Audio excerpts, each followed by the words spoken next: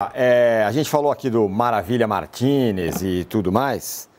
Agora, a alma do Maravilha Martínez, o jeito, esse negócio, é o Palmeiras que vai precisar para reverter o placar terrível que ele tem com ele.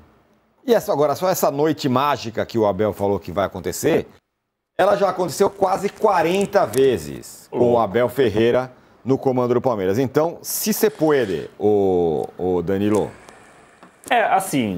Eu já vi muita gente falar, acho que até o Arnaldo falando também, muita gente está acreditando que o Palmeiras pode fazer essa virada, porque o Palmeiras mostrou nos últimos anos, sob o mesmo comando do Abel Ferreira, que é um time que pode ter uma reação incrível, né? Isso, às vezes, dentro do mesmo jogo, né? Como já aconteceu várias vezes, o Palmeiras é o time da Série A do Campeonato Brasileiro que mais viradas tem no ano. Então, assim, você tem elementos para acreditar, né? Vamos lá, a LDU, se a gente coloca no Campeonato Brasileiro, ela não estaria no G6. O problema do Palmeiras do Brasileiro é G6. O Palmeiras pegou vários adversários nos últimos jogos no Allianz Parque, exceção feita ao Cruzeiro, e fez 3, 4 ou 5. 3-0 no Vasco, 4-0 no Fortaleza, no Inter, 5 no Bragantino. Então, assim, tem como acreditar. Agora, ao mesmo tempo, o Palmeiras precisa jogar mais bola do que jogou contra a LDU, nem se fala, na altitude, que foi um jogo pavoroso do Palmeiras. Um primeiro tempo absurdo e um segundo tempo muito ruim. Teve uma leve melhora do absurdo para o muito ruim do primeiro para o segundo tempo. E precisa jogar mais bola do que jogou contra o Cruzeiro, porque o Palmeiras não jogou nada praticamente contra o Cruzeiro, embora eu entenda todo o contexto do cansaço, da cabeça longe e tal. Então, o cara que está vendo o copo meio cheio, ele pode acreditar em todo esse primeiro momento que eu falei, as vitórias de goleada dentro do Allianz Parque, o clima, o Palmeiras melhorou o seu aproveitamento no Allianz Parque em relação ao que era no primeiro semestre, mas ao mesmo tempo, se for para jogar o mesmo futebol que jogou contra a LDU e contra o Cruzeiro, não adianta, tem que ter muita magia para poder acreditar que o Palmeiras vai passar. A reportagem do Flávio Latifi, que fala que essas noites mágicas já aconteceram 37 vezes, para ser mais exato, na era Abel Ferreira, vitória por 3 ou mais gols de diferença, que é o que faz o Palmeiras se classificar. É aquela história, né, Casagrande? Conseguir, se puede, mas se você tem obrigação, olha, você tem que entrar em campo, tem que fazer 3 gols, meu amigo. As situações são diferentes, né? O Palmeiras consegue fazer 3, né, 40 vezes, mas amanhã ele tem que fazer os 3. E entra com a obrigação dele. É diferente de você entrar num jogo para jogar e fazer 3, fazer 4, fazer 5, sem ter a necessidade mesmo, obrigação para fazer aquilo. Agora, você entra com obrigação de fazer aquilo, isso pode ter pressa. A pressa é a pior coisa. A ansiedade de você querer chutar no gol, de você querer fazer o primeiro gol, pode ter ansiedade, pode ter a pressa, pode acontecer mil coisas. O papel maior do Abel nessa partida é exatamente controlar isso, fazendo o trabalho mental e principalmente no ponto. Que outra coisa que pode acontecer é o Palmeiras entrar um pouco acima do ponto, sabe?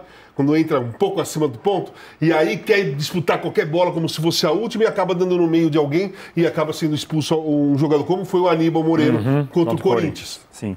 Como foi o Felipe Melo aquela vez contra o Cerro Porteño. Sim. Foi, né? Sim. Foi em 3 minutos. 10 minutos de 3, 4, 5 minutos de jogo foi expulso. Então o Palmeiras tem que tomar cuidado com a ansiedade, com a pressa, mas com a dosagem da motivação. Não é uma coisa simples.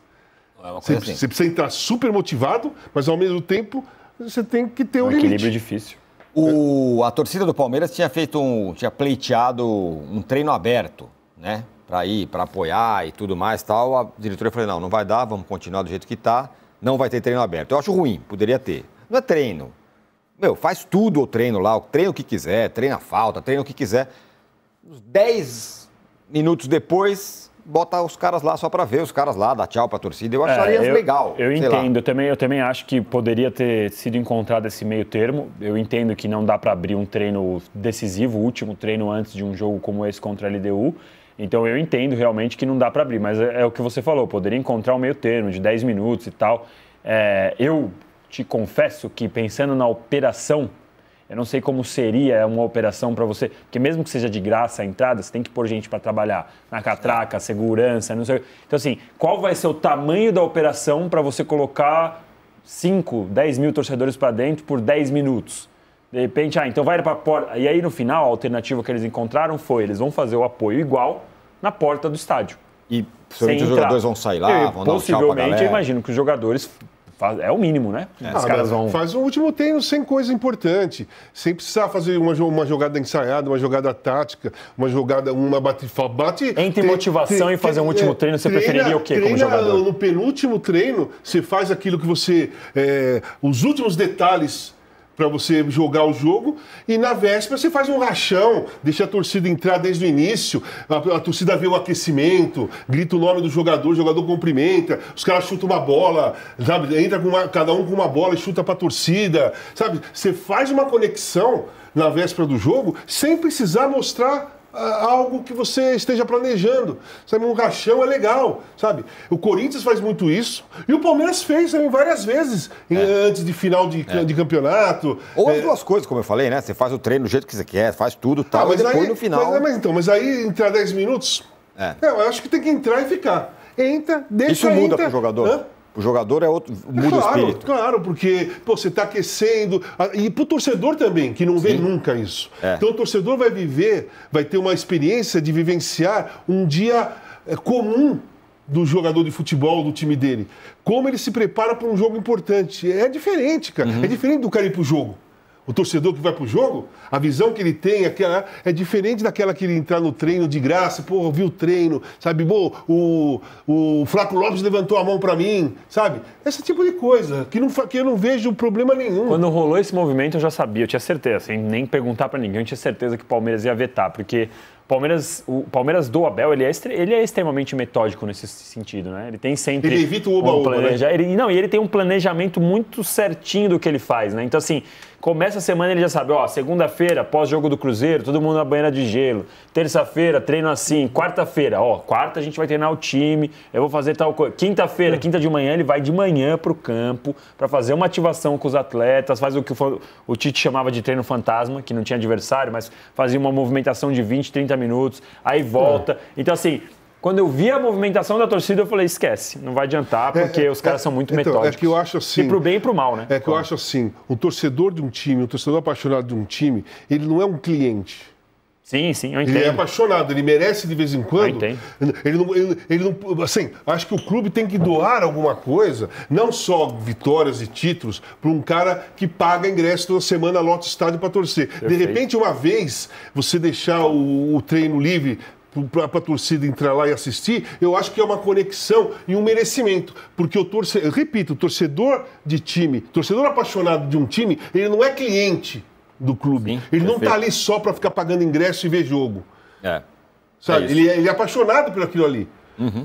Se for de graça, ele vai. Se o ingresso do jogo for altíssimo, vai pagar, vai fazer um sacrifício. Se for mais ou menos, vai pagar. Ele não é cliente, entendeu? Perfeito. Porque antigamente, lá nos anos 80, não tinha treino fechado, os torcedores que podiam, estavam lá no Parque São Jorge o tempo todo, estavam no Parque Antártica o tempo todo, Canindé, sabe? No Morumbi, era livre. Você ia lá e sentava lá e ficava vendo o treino, né? Porque é uma conexão justa, sabe?